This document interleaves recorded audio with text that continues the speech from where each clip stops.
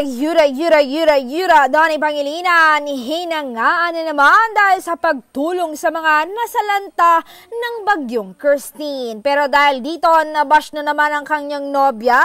Ito nga ang mga ilang komento ng mga hanaj na netizens. Donnie Pangilinan, the man that you are, handang tumulong, hindi lang nagpo-post ng picture IGs, galaw-galaw ka naman, Bel Mariano, nagpaparami ka lang ng pera, hindi ka marunong mag-share. Ay, grabe ka naman, alam mo, tumulong ka din, hindi lang mag-bash ang alam mo, pero todo rescue ang mga Don Bell fans.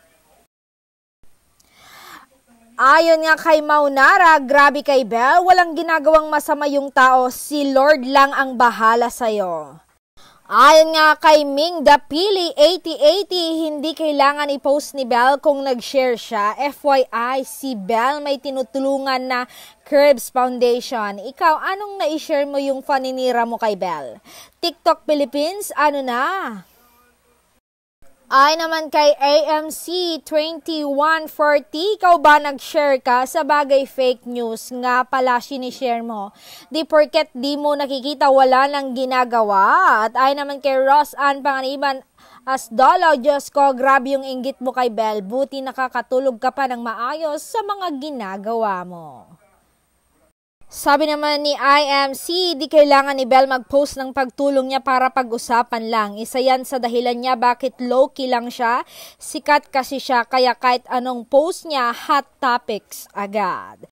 At ay naman kay Via Lafora, she's very discreet pagdating sa pagtulong. I guess not everyone really like publicizing everything they do. Not there's anything wrong with that Donnie is doing. Lahat na lang may sabi ka.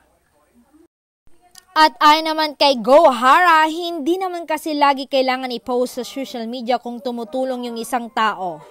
Tsaka bakit mo inaano si Bel, hindi siya yung tipo ng tao na lahat pinopost sa social media.